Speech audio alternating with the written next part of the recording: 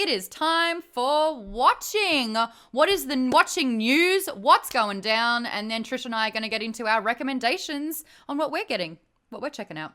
We have a lot of movie delays, so I'm just going to say them. Okay, here we go. Mulan is coming out July 24th now. A Quiet Place Part 2 has been pushed all the way back to September 4th. Black Widow is until November 6th. Top Gun Maverick, December 23rd, right around Christmas time, which I think is pretty good. Eternals has been pushed to next year, officially in February. Ghostbusters Afterlife, March of 2021. Morbius, later that month. Jungle Cruise, July of 2021. Doctor Strange 2 has been pushed to November 5th, 2021. Thor, Love and Thunder, February 18th, 2022, which is a couple of years away. Captain Marvel 2, good news, did get pushed up 2 weeks. Great. July 8th, 2022. And the untitled Indiana Jones film is being pushed back a year from July 9th, 2021 to July 29th, 2022. All right, I got a couple of questions coming out of here. The first being, do you think that July is too ambitious for Mulan? Yep. Ooh. I mean, maybe. Who knows where we're going to be with all this in July. The only good thing I can say for Mulan is that they already started so much of their build up to the launch. I mean, Maude and I got to go to the premiere. We went to the premiere together.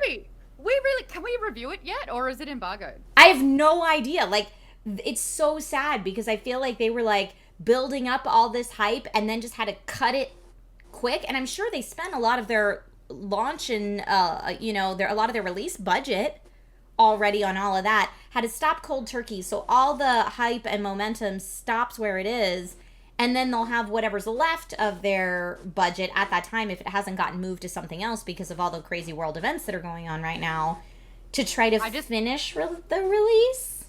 I just hope that it doesn't go straight to DVD. Actually, Amy, sorry, honey, can you just mute again? I'm just getting a little bit of feedback from your audio there.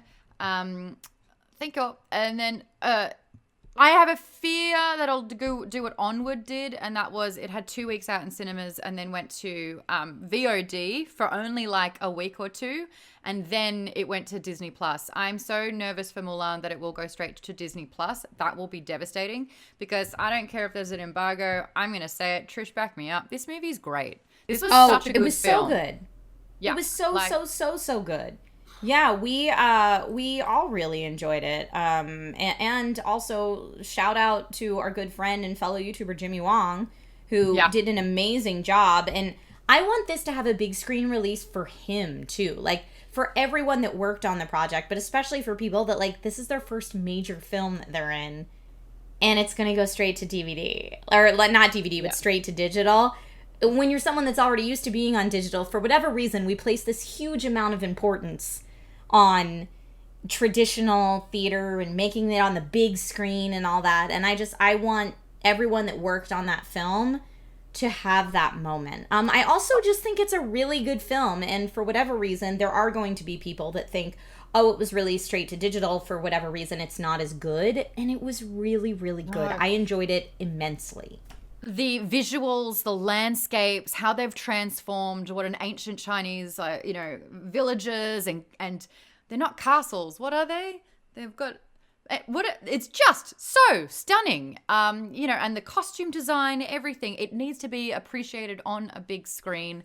There's another trailer that you're seeing right now with A Quiet Place 2. That was the last movie that I saw in cinemas. I did the junket in New York. I saw this on my birthday, which was March 6th. I feel like I've had 9 birthdays since because they've been putting this one on delay, and who knows if we're going to see any more of this. I liked Quiet Place 2 for what it's worth. So a bunch of movies that are getting delayed. The next conversation I kind of want to bring up with this is that Marvel Phase 4 is just like delayed. The entire phase has been pushed back. You're breaking my heart. Yeah. You're breaking my heart, but I mean, it's true, and we all understand why. Production on everything is stopped right now. But, I would rather them take their time and give it to us when it's ready, because I enjoyed the Infinity Saga so much. Some of my all-time top favorite movies of my life in the Infinity Saga. So take your time. Give it to me the way that you want to, and I will wait for it. We were supposed to have an Eternals trailer around now. So that's like a little bit of a bummer as well, that it's just like, nope, kidding. We're not even going to give you a tease because you're just not going to get it anytime soon. It sounds like that the second half of this year is going to be so congested. It sounds like that as soon as it hits November, we're just going to get inundated. And then for like the next 5 months, it's just going to be a massive catch up.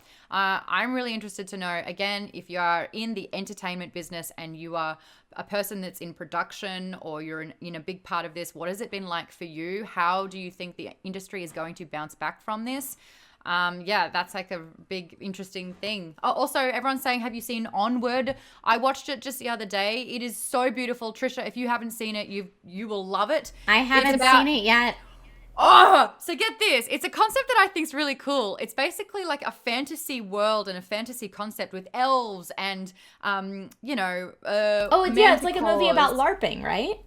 Yeah, well, but it's like they've modernized it. So it's like the fantasy ages is like to the time now, and technology meant that it kind of stamped out magic. And so you've got like centaurs that are police officers. So they've kind of modernized, a fantasy concept, which I haven't really seen before.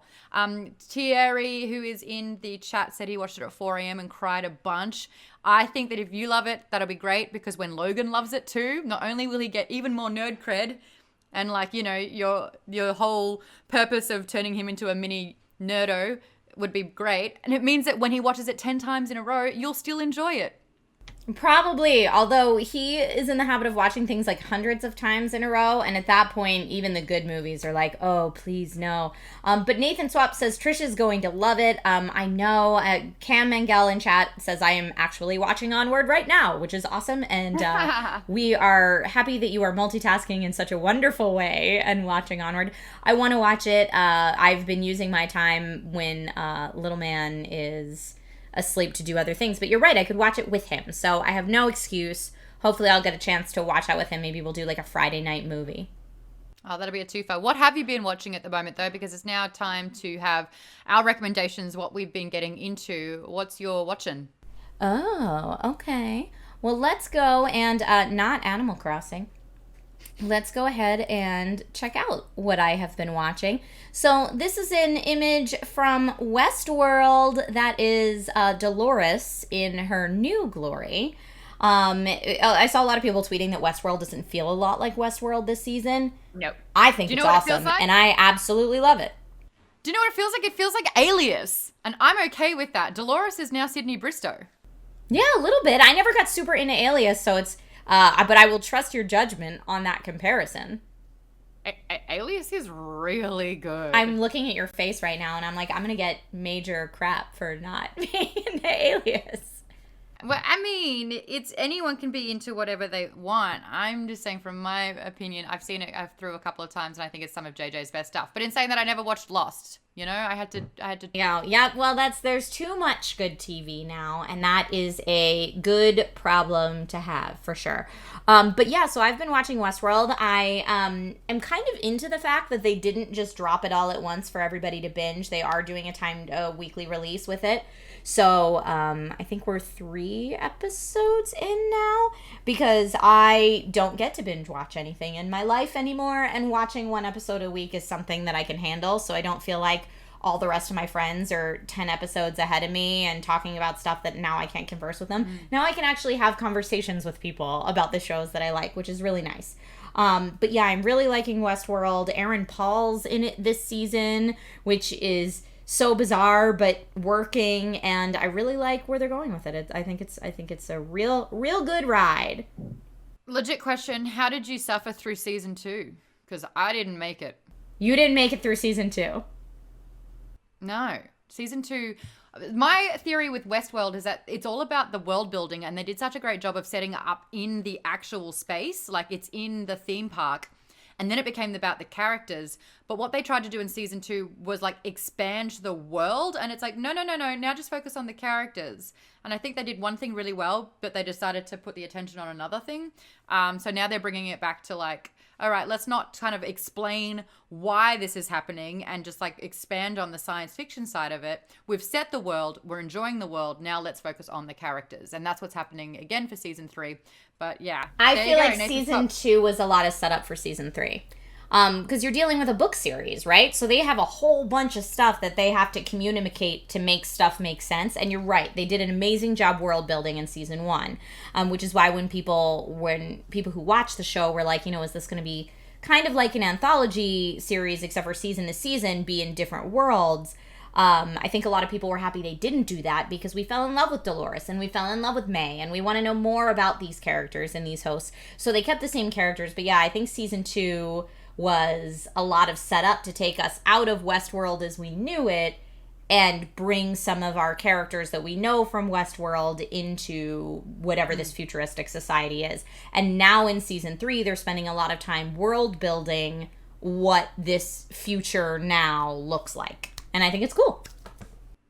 Yeah, no, I think that there's so much content out there, you just can't have a bad season. And I think that Ozark experienced that as well. Season 2 kind of fizzled a little bit. I fell off Ozark in season 2. I'm with you. That's it. Yeah. But season 3 is apparently great. But it's like, you're asking me to spend another 10 plus hours to like slog through the story so that I can get rewarded by like an actual good season. It sucks to say it, but we are in such a competitive market with all this content. And it's like, I don't know. That's a thought. If you do want good television though, like some recommendations of what I've been getting into. Yes, tell us. One of the things that I've been watching at the moment, I am singing because I'm stalling. I've forgotten one of them. Oh, well, I just put it up if you look at the image. Oh, Tiger King. Fuck. Excuse me. Yeah, guys, I smashed this out in like 2 nights. I had to watch it for work because it was #1 trending on Netflix. There's a reason why it's number 1 trending on Netflix, and that's because this is the most ridiculous documentary you've ever heard of. Initially, it was like, oh, you were talking in like expose on uncovering, the abuse or whatever that happens in the big cat world.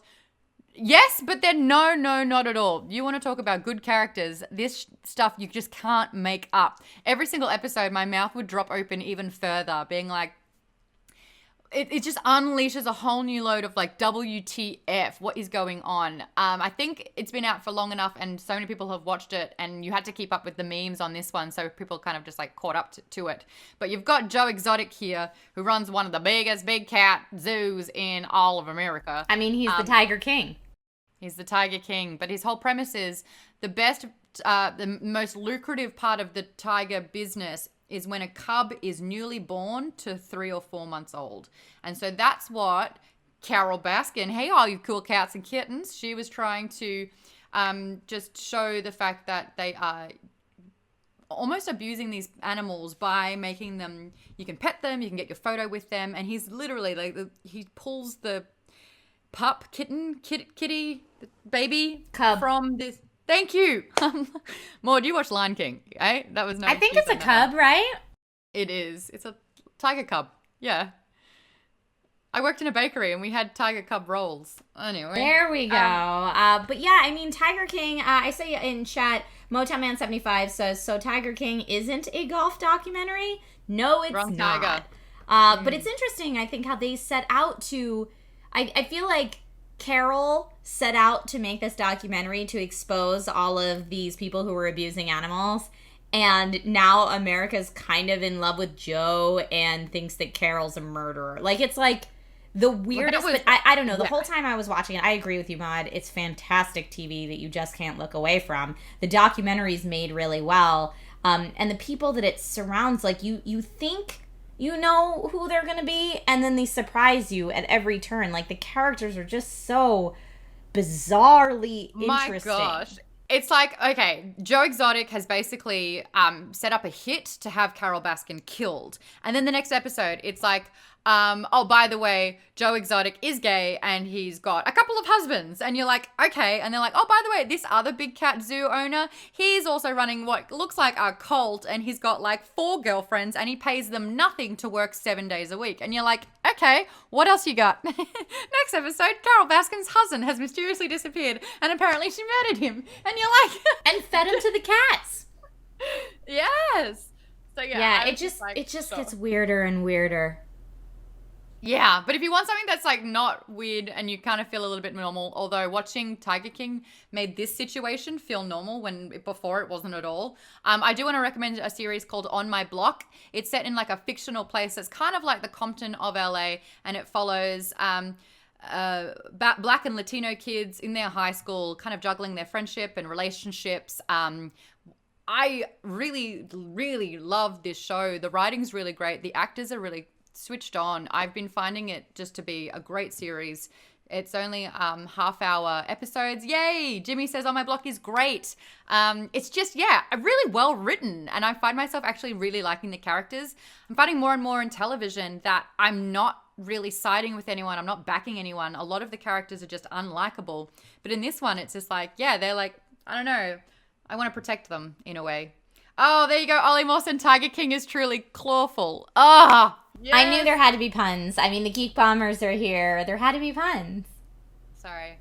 Blame me completely. Well, thank you for the On My Block recommendation, because that wasn't even on my radar as something to watch, Maude.